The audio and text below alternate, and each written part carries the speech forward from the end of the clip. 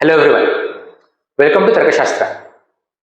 अभी कल या परसों सीईटी सेल ने लेटेस्ट नोटिफिकेशन रिलीज किया हुआ है जो बहुत बड़ा सीक्रेट था वो रिवील कर दिया है। And finally from 9th of July cap rounds for MBA admissions of 2024 start होने वाले। रिजल्ट लग गया, एग्जाम हो गया, सब कुछ हो गया, लेकिन बच्चे वेट कर रहे थे कैप राउंड कब स्टार्ट होगा, क्योंकि कैप राउंड का भी प्रोसेस बड़ा लंबा होता है। सो आज की वीडियो में हम लोग कंप्लीट टाइमलाइन समझने की कोशिश करेंगे कैप राउंड्स में होता क्या है एग्जैक्टली। एंड अगर 9th of July से आपका अगर कैप राउंड स्टार्ट होता है तो आपका कॉलेज स्टार्ट होने का डेट क्या एक्सपेक्ट कर सकते हो। कैप राउंड 1 का रिजल्ट कब आएगा, कैप राउंड 2 का रिजल्ट कब आएगा, कैप राउंड 3 का रिजल्ट कब आएगा, उसके बाद इंस्टीट्यूट लेवल सीट्स का जो राउंड होता है वो कैसे होता है, सब कुछ हम लोग डिस्कस करेंगे। तो please stay with me till the end of this video. थोड़ा आराम से समझने की कोशिश करेंगे तो थोड़ा पेशेंस रखना पड़ेगा आपको, ठीक है। And before we start with this video, ये जनरल डिस्कशन जो होता है कि मेरा ये स्कोर है, XYZ स्कोर है मेरा, ये पर्टिकुलर सिटी में मुझे एडमिशन चाहिए, बहुत सारे कमेंट्स हमें यूट्यूब के वीडियो में आते रहते हैं नीचे, राइट। तो I keep replying to that. But उसमें क्या होता है कि सेम क्वेश्चन बार बार आता है, तो उसमें हमारा टाइम एंड एनर्जी वेस्ट होता है। उसके लिए हमने एक कॉमन प्लेटफॉर्म टेलीग्राम ग्रुप पे बना के रखा है, उसका लिंक आपको नीचे डिस्क्रिप्शन बॉक्स में दिया हुआ है। I urge each and every one of you watching this video to join that telegram group। भूलना मत, याद से ज्वाइन करना, क्योंकि उसमें आपके जैसे ही पूरा का पूरा क्राउड है जो जनता 24 के लिए एडमिशन के लिए वेट कर रहा है। तो अपन सब लोग एक दूसरे के साथ थॉट प्रोसेस शेयर करके एक दूसरे को हेल्प करते हैं, ठीक है। सो चलो स्टार्ट करते हैं। एमबीए सीईटी के कैप राउंड के ऊपर हमने ऑलरेडी बहुत सारे वीडियोस बना के रखे हैं। जैसे कैप राउंड अभी स्टार्ट होगा तो सबसे पहले कैप राउंड 1 होगा, उसका प्रीवियस ईयर में कट ऑफ्स क्या था वो डिटेल्स आपको ये वीडियो में मिल जाएगा, which is there on our YouTube channel. Then MBA में majority of the crowd looks for the colleges in Mumbai and Pune. But CET के थ्रू अगर कैप राउंड के थ्रू सीईटी के कैप राउंड के थ्रू अगर मुझे अच्छे कॉलेज में नहीं मिला तो आप पीजीडीएम के लिए भी जा सकते हो। There are many colleges in Mumbai and Pune जो एमबीए सीईटी का स्कोर आपका एक्सेप्ट करते हैं for PGDM courses as well. वो कॉलेजेस का लिस्ट आपको ये वीडियो में मिलेगा, which is again there on our YouTube channel in the playlist of MBA CET. Then all India level के सीट्स के लिए अगर आपको अप्लाई करना है तो उसका एलिजिबिलिटी क्या है एंड उसका कट ऑफ क्या होता है, कट ऑफ के साथ साथ वो सीट्स के मैट्रिक्स क्या होते हैं कि कौन से सीट में कौन से कॉलेज में ऑल इंडिया लेवल के कितने सीट्स अवेलेबल है, उसके डिटेल्स आपको ये वीडियो में मिल जाएंगे।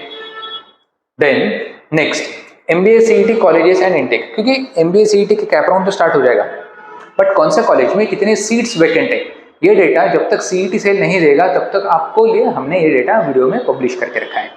देन एक X परसेंटाइल पे मुझे Y सिटी में कौन सा कॉलेज मिलेगा इसका वीडियो आपको, इसका डिटेल्स आपको 1 to 50 परसेंटाइल, 50 to 99 परसेंटाइल, सभी बच्चों के हिसाब से आपको आपके परसेंटाइल के हिसाब से कौन सा कॉलेज मिल सकता है, या आप ये वीडियो की स्टेप्स फॉलो करोगे अपने आप खुद का कॉलेज शॉर्टलिस्ट कर सकते हो। And finally the most important one कि एमबीए सीईटी के कैप राउंड्स के लिए कौन से डॉक्यूमेंट्स लगते हैं, वो डिटेल्स तो सीईटी सेल खुद के वेबसाइट पे पब्लिश करेगा ही, but taking the data from previous years हमने ये वीडियो में डॉक्यूमेंट्स का लिस्ट आपको बताया हुआ है। इसमें कैटेगरी वाइज जनरल कैटेगरी को कौन से डॉक्यूमेंट्स लगेंगे, ईडब्ल्यूएस को कौन से डॉक्यूमेंट्स लगेंगे, OBC, SBC, VJ, NT, ABCD, SC and ST, सभी कैटेगरी के लिए कौन से डॉक्यूमेंट्स लगेंगे, सबका डिटेल्ड लिस्ट ये वीडियो में दिया हुआ है, ठीक है। तो अभी स्टार्ट करते हैं आज का वीडियो मेन पार्ट। उसके लिए हमें सीईटी सेल की वेबसाइट पे जाना पड़ेगा। अगर मैं सीईटी सेल की वेबसाइट पे जाता हूं तो प्रीवियस ईयर के टाइमलाइंस के हिसाब से मैं अंदाजा लगाने की कोशिश करूंगा कि ये साल का टाइमलाइन आपका किस तरीके का हो सकता है।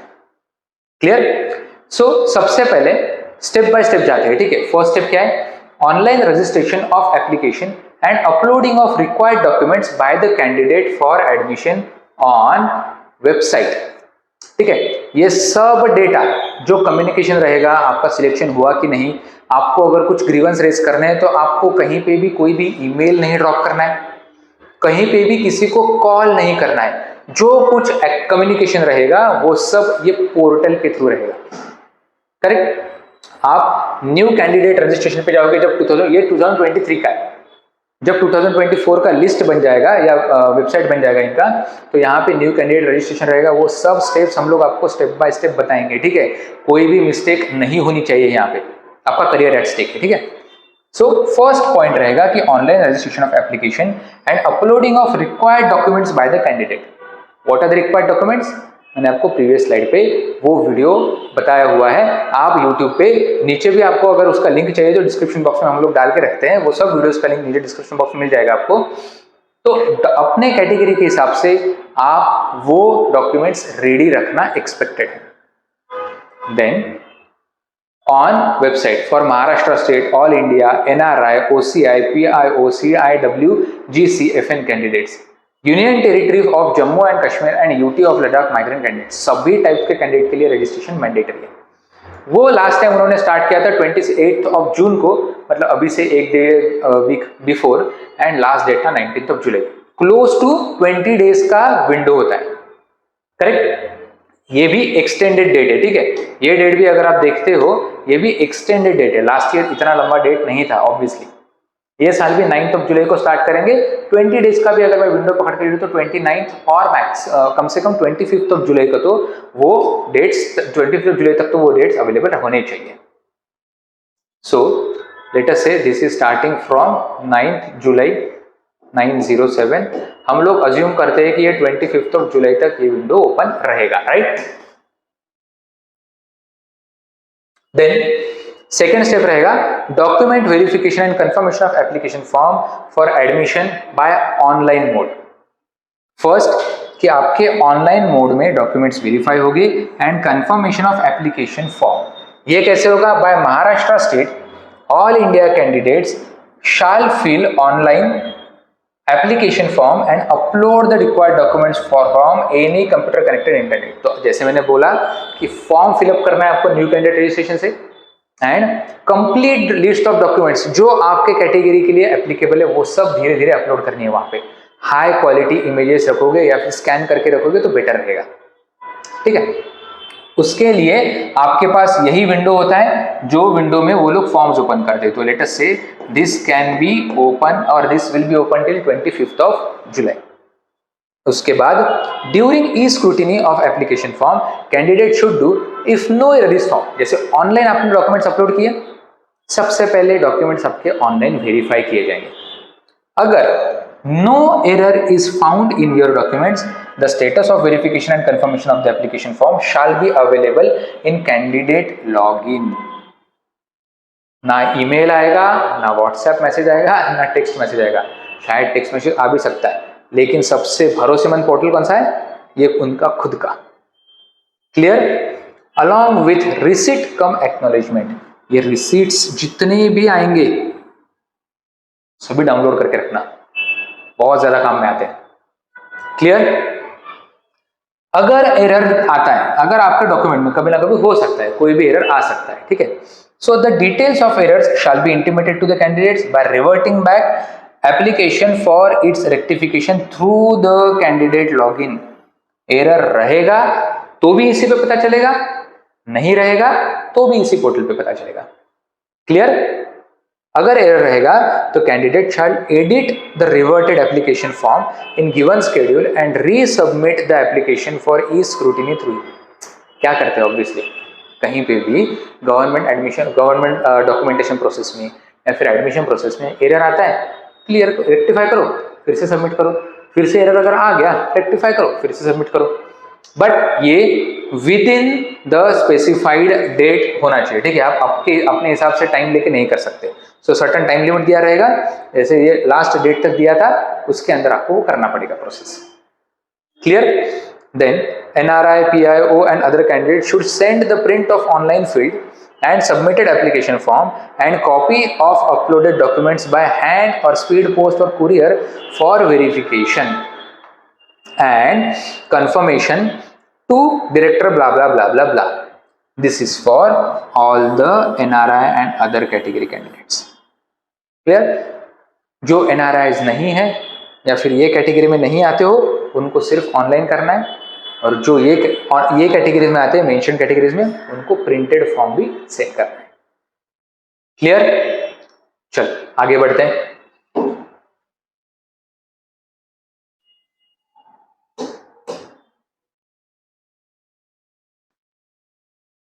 यहां तक हो चुका था, राइट। नाउ नेक्स्ट,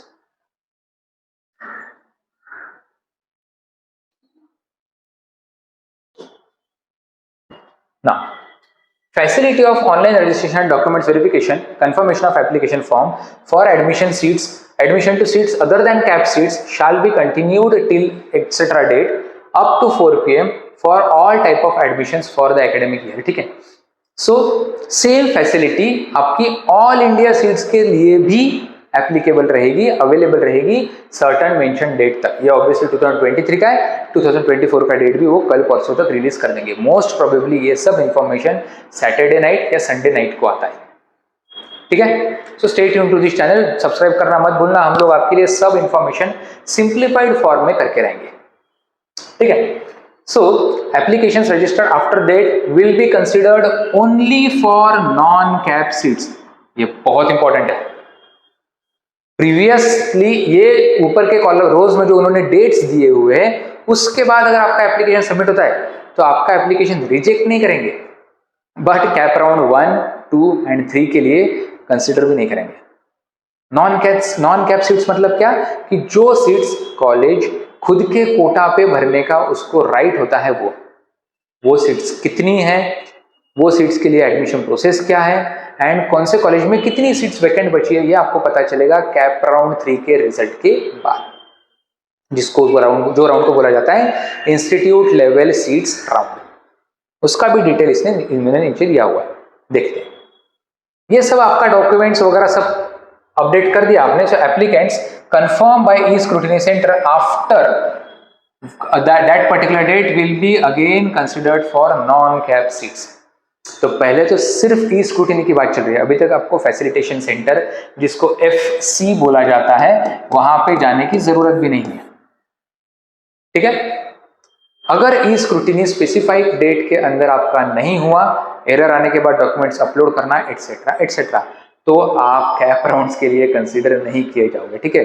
तो ये डेट्स को बहुत सीरियसली लेना है, ठीक है, बहुत सीरियसली। आपका रिलेशनशिप वाला डेट को जितना लेते हो उससे भी ज्यादा सीरियसली लेना है, ठीक है, क्योंकि करियर का डेट है। Then display of the provisional merit list of Maharashtra, ये सबसे इंपॉर्टेंट है। कौन सा part, provisional merit list for Maharashtra and all India candidates. जो कट ऑफ हम लोग बोलते रहते हैं ना, वो इसी से पता चलेगा कि फर्स्ट राउंड कैप राउंड 1 का जो कट ऑफ था वो कितना था, यहाँ पे जो आपका रैंक आएगा। क्योंकि बहुत सारे लोग ऐसे भी होते हैं जो एग्जाम सिर्फ देने के लिए देते हैं, जिनको एडमिशन नहीं लेना होता है, करेक्ट। तो वो सब लोग ये कैप राउंड के प्रोसेस के थ्रू नहीं जाते हैं। जो स्टूडेंट्स को एडमिशन लेना है, only that student will go through the process of CAP round. तो वो सब स्टूडेंट्स का अभी प्रोविजनल मेरिट लिस्ट बनेगा based on your score. 4-5 ranks आते हैं। ऑल ओवर महाराष्ट्र का रैंक आता है open overall, then all over Maharashtra आपके कैटेगरी का रैंक आता है। For example there is a student who belongs to OBC category, तो ओबीसी में and OBC category and let us say from Nagpur Maharashtra, उसका ग्रेजुएशन था नागपुर से, तो होम यूनिवर्सिटी उसका हुआ नागपुर से। तो ओबीसी कैटेगरी में ऑल ओवर महाराष्ट्र में उसका रैंक कितना है, ऑल ओवर महाराष्ट्र में ओवरऑल उसका रैंक कितना है, नागपुर यूनिवर्सिटी में ओवरऑल उसका रैंक कितना है जनरल में, एंड नागपुर यूनिवर्सिटी में ओबीसी कैटेगरी में उसका रैंक कितना है। ये 4 रैंक्स तो डेफिनेटली आते हैं, उसके अलावा भी 1-2 आ सकते हैं। वो सब डिस्प्ले होगा आपका 22 जुलाई को हुआ था लास्ट ईयर। ये साल हम लोग एक्सपेक्ट कर सकते हैं 29 जुलाई तक ये डेट्स प्रोविजनल की मेरिट लिस्ट आपका आएगा। आ तो गया अभी। उसके बाद भी सीईटी सेल आपको एक अपॉर्चुनिटी देता है ग्रीवेंसेस सबमिट करने का, कि submission of grievances if any for all type of candidates shall raise the grievance about correction required in the data displayed in provisional merit list through his or her login। Majority of the times ये data कौन सा रहेगा, results या rank आप आपका change नहीं कर सकते, ठीक है। छोटा सा स्पेलिंग मिस्टेक हो सकता है। आदित्य ठाकरे सपोज करो, if my name is, my spelling is, but sometimes ये पिक किया जा सकता है, correct. So THAKARE is the spelling of my surname. THAKRE can also be correct, but it is not documented anywhere on my documents. Correct, so वो factually correct नहीं है, right. तो ये मेरे लिए ग्रीवेंस हो गया, ये मुझे उनको बताना पड़ेगा कि अरे सर ये मेरा नाम नहीं है, मेरा नाम ये वाला है। उसके लिए मैं आपको आधार कार्ड पैन कार्ड के प्रूफ्स दे सकता हूँ, correct. The application of such candidate shall be reverted back to the candidate in his or her login rectification. Candidate shall upload the requisite documents to substantiate the claim for any correction or concession. उसको requisite document, जैसे मैंने आपको बोला नाम के लिए आधार card pan card अगर रहेगा तो बर्थ सर्टिफिकेट वगैरह लगता है जनरली, वो देना पड़ेगा। उसके बाद द स्टेटस ऑफ एक्सेप्टेंस और rejection of grievance raised bye the candidate shell be available in candidates login along with latest receipt come acknowledgement. फिर से जितने भी रिसीट्स एंड एक्नॉलेजमेंट होते हैं वो हर एक्नॉलेजमेंट आपका उनके साथ जो कम्युनिकेशन हुआ है उसका एक्नॉलेजमेंट रहेगा कि हाँ ये मैंने बताया था, उसका ये रिप्लाई आया था, उसका ये रिसीट, क्योंकि आगे आगे के स्टेप्स में वो काम में आएगा। क्लियर, ये सब हो गया आपका। इसके लिए 2 या 3 दिन का विंडो होता है, बहुत ज्यादा नहीं है, फटाफट काम हो जाता है, ठीक है। Now display of provisional merit list के बाद आएगा final merit list with the correct names and all the corrections given in this period, ठीक है। 28th ऑफ जुलाई तक ये आया था, मतलब 7 दिन का टाइम लेता है। तो हम लोग ये अज्यूम कर सकते हैं कि यहाँ पे 5th ऑफ अगस्त तक जा सकता है, थोड़ा फास्ट भी हो सकता है, फास्ट ट्रैक हो सकता है process, right. Then display of provisional category wise seats, ये है मेरे लिए 5th point and 6th point बहुत ज्यादा इंपॉर्टेंट। सीट मैट्रिक्स, कौन से कॉलेज में कौन से कैटेगरी की कितनी सीट्स अवेलेबल है फॉर एमएमएस प्रोग्राम और एमबीए प्रोग्राम, और मेरा रैंक मेरे यूनिवर्सिटी से कितना है, वो पर्टिकुलर कॉलेज में ओएचयू या एचयू के लिए मेरे कैटेगरी के लिए कितनी सीट्स अवेलेबल है, वो सब मुझे इधर पता चलेगा, करेक्ट। ये सब डेटा आपके पास आएगा बाय 5th और 7th ऑफ अगस्त। मैं प्रोविजनल डेट्स बता रहा हूँ, ठीक है, टेंटेटिव डेट्स हैं। ये सीईटी सेल की डेट्स आपको 8-9 तारीख तक आ जाएगी। मैं प्रोसेस बता रहा हूँ आपको। उसके बाद स्टार्ट होता है पहला बैटल, कैप राउंड 1 का। अभी आपने डॉक्यूमेंट्स वेरीफाई कर लिए, now you are eligible to sit in that process of CAP round में भागने के लिए आप रेडी हो।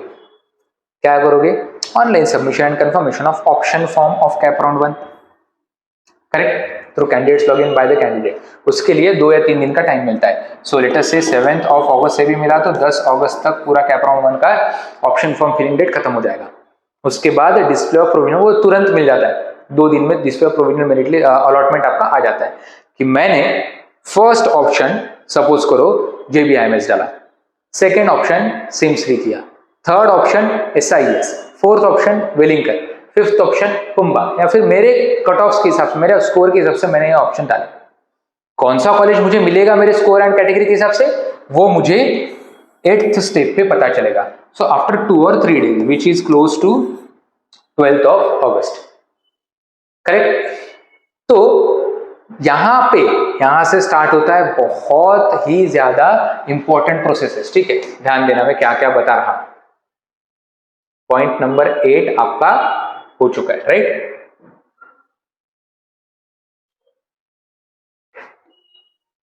अभी I know through candidate login कि मुझे कौन सा कॉलेज मिला है। अगर accepting to the offered the seat by candidate through his और her login as per allotment of CAP round 1, the candidate shall self verify the seat allotment made to him और her in the cap round 1 by accepting declaration through his or her login and certifying that his or her claim related with qualifying marks, category, gender, reservation, specific reservation, etc. made by candidate in the application form are correct and relevant documents uploaded to the substantiate his or her claims are authentic and correct. यहाँ पे आपको क्या verify करना है कि जो मैंने colleges के लिए अप्लाई किया था उनमें से मेरे चॉइस के हिसाब से, मेरे जेंडर, रिजर्वेशन एटसेट्रा कैटेगरीज के हिसाब से मुझे जो कॉलेज मिला वो करेक्ट है, एंड एप्लीकेबल डॉक्यूमेंट्स जो मैंने अपलोड किए थे वो भी ऑथेंटिक है, करेक्ट है। कैसे, सिर्फ एक टिक के बेसिस पे आपको सिलेक्ट करना है, ठीक है। कैंडिडेट शाल सेल्फ वेरीफाई, ये सेल्फ वेरीफाई कोई सिग्नेचर वगैरह नहीं है। आपने गलती से भी अगर कोई भी इसकी इनमें से इंफॉर्मेशन इनकरेक्ट है या फिर जो कॉलेज का आपने आपके ऑप्शन फॉर्म में डाला ही नहीं था वो आपको गलती से मिल गया, या फिर जो सीक्वेंस सपोज कर आपको आपके ऑप्शन के हिसाब से 4th नंबर का कॉलेज मिला जबकि आपको 3rd नंबर का मिलना चाहिए था as per the data, and आपने गलती से टिक करके सिलेक्ट कर दिया, तो वो आपका सीट एक्सेप्टेड कंसीडर किया जाएगा।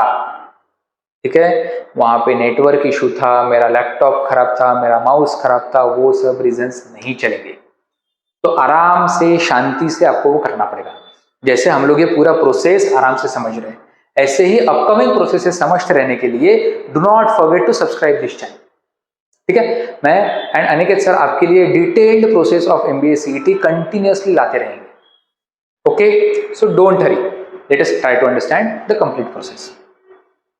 If candidate found the claim made by him is not correct, he or she wants to correct the error per the clause E of sub rule 4 of rule 9 given in the information brochure। ये क्या है, ये completely अलग chapter है, वो हम लोग next video में कवर करेंगे। The candidate shall report the grievance through his or her login again। आपको ऐसा लगता है कि नहीं यार सर, मेरे दोस्त को तो मेरे ही कैटेगरी का, मेरे ही होम यूनिवर्सिटी का एग्जैक्टली से मेरे को उसको मेरे से कम परसेंटेज है, फिर भी उसको मेरे से बेटर कॉलेज मिला है, और मैंने वो कॉलेज 3rd नंबर पे डाला था, मुझे वो ना मिलके मुझे 4th नंबर का कॉलेज मिला। This is grievance for me, right? So आपको वो पोर्टल से रेस करना है, किसी को भी कॉल करके या लेटर लिख के नहीं होगा, वो पोर्टल से ही होगा। ठीक है, candidates who have been allotted, अभी इसके लिए टाइम भी देखो कितना है, ठीक है, 2 दिन का टाइम है जो भी प्रोसेस करनी है। Candidates who have been allotted the seat as per the first preference in round 1 shall pay the seat acceptance fee by online mode. First preference अगर आपको कैप राउंड 1 के ऑप्शन फॉर्म के हिसाब से मिल गया, आपको वो लेना ही है, नो अदर ऑप्शन। क्लियर? जो आपने फर्स्ट चॉइस डाला था वो अगर मिल गया तो वो ऑटो फ्रीज हो जाता है, आपको उसके लिए कुछ भी करने का ऑप्शन नहीं रहता है। क्लियर? उसके लिए आप ऑनलाइन फी पे करो through their login and such candidate shall not be eligible for participation in subsequent rounds. ये बहुत ही ज्यादा इंपॉर्टेंट है, ध्यान देना।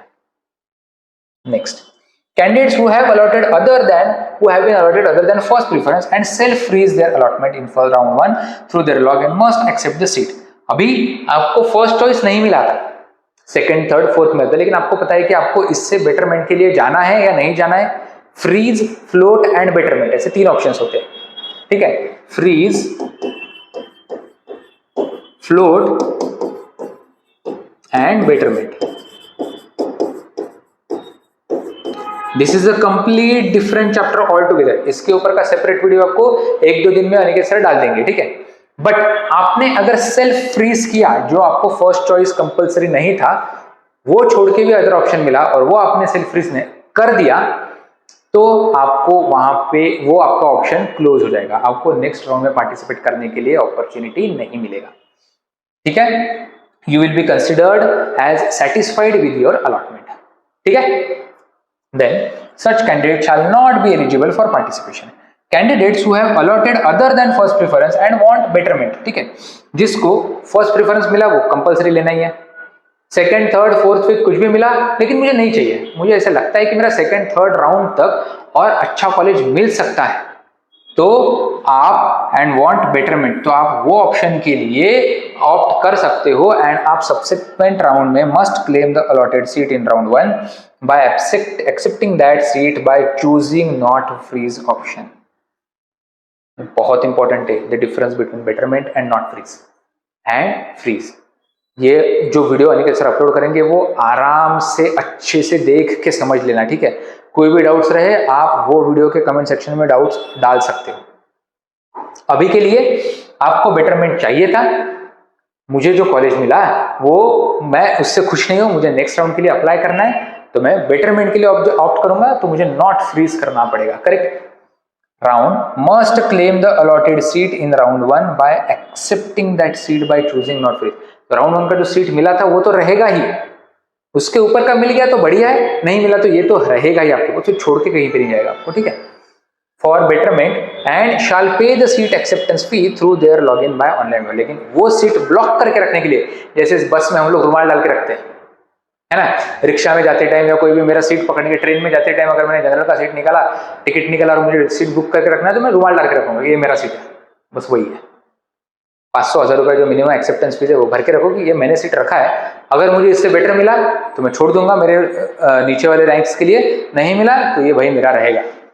आई will not compromise on any other seat less than this one. ये कॉलेज के लिए मुझे मेरा सीट ब्लॉक करके रखना है। Next, reporting to the allotted institute. ठीक है, अभी यहां से आगे आपका फर्स्ट राउंड ऑलमोस्ट खत्म होते जाता है। क्लियर? अगर हम लोग यहां पे देखेंगे तो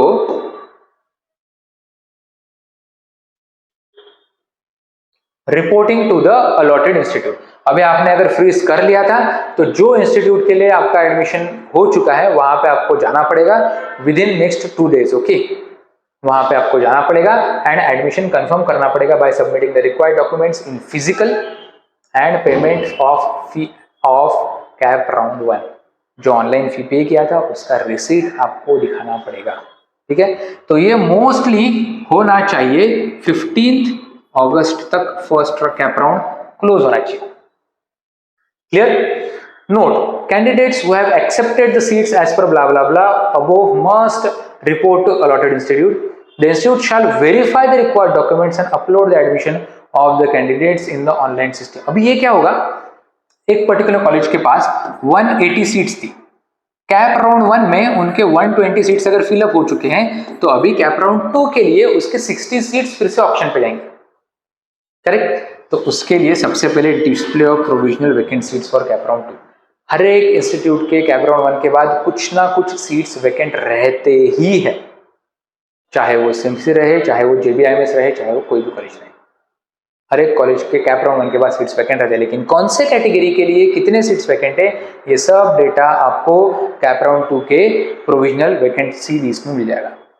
उसके बाद online submission and confirmation of option form, exactly सब प्रोसेसेस रिपीट होती है कि फिर से ऑप्शन फॉर्म फिलअप करो, उसके बाद अलॉटमेंट मिलेगा, मिला कि नहीं पता चलेगा, उसके बाद आपको एक्सेप्ट करना है। इसमें भी all eligible candidates participated in cap round 2 and allotted the seat first time shall self-verify the seat as per above. The candidates who have been allotted the seat first time in round 2 shall pay the seat acceptance fee through his or her. तो आपको cap round 1 में अगर seat नहीं मिला था, cap round 2 में first time आपको seat मिला है एंड वो अगर आपको एक्सेप्ट करना है तो आपको फी पे करना पड़ेगा। Candidates who have been allotted other than first preference and want betterment in the subsequent rounds must claim. Again, cap round 1 के जैसा एग्जैक्ट रिपीट होता है। फर्स्ट प्रेफरेंस मिला, ऑनलाइन फी पे करके आपको बुक करना पड़ेगा, अदरवाइज आपका सीट गया एंड आप थर्ड राउंड में पार्टिसिपेट नहीं कर पाओगे। फर्स्ट प्रेफरेंस छोड़ के बाकी कुछ भी मिला तो आपको बेटरमेंट के लिए जाना है तो नॉट फ्रीज का ऑप्शन चूज करके रुमाल डाल के सीट बुक करके रखो। ठीक है, उसके बाद फिर से क्या होगा, ऑब्वियसली रिपोर्टिंग। अगर आपने यहाँ पे एडमिशन ले लिया, जो कॉलेज में एडमिशन मिला है वहां पे जाके रिपोर्ट करो, physical copy of hard copy of document submit करो, फीस बुक करो एंड वो कॉलेज को सीट फिलअप करने दो। अभी 180 में से 120 फर्स्ट राउंड में हुई थी, 60 में से लेटेस्ट से 40 सेकंड राउंड में हुई, थर्ड राउंड के लिए वो कॉलेज की फिर से 20 सीट्स गई। तो यहाँ पे वो कौन से कॉलेज की प्रोविजनल वैकेंट सीट्स कितनी है कैप राउंड 3 के लिए वो डेटा आएगा फिर से। तो उसके बाद सब प्रोसेसेस 2-3 दिन में होते जाती है। Then online submission and confirmation of option form, display of provisional allotment list, acceptance and etc etc. उसके बाद आपका आता है कैप राउंड 4 जो इंस्टीट्यूट लेवल सीट्स के लिए होता है। बहुत दूर की बात कर रहे हैं हम लोग, यहां तक कैप राउंड 2 तक के लिए रुकते हैं। जब कैप राउंड, अभी पहले तो हमें ये समझना पड़ेगा फ्रीज, बेटरमेंट, फ्लोट, ये सब, नॉट फ्रीज, फ्लोट, ये सब क्या होता है। उसके बाद कैप राउंड 1 की या फिर कैप राउंड्स की डेट्स जैसे आएंगे उसके बाद फिर से इस तरीके का डिटेल्ड वीडियो में बनाऊंगा। So stay, do not forget to subscribe this channel for all the updated information related to MBA CET admission processes. Okay, all the best guys.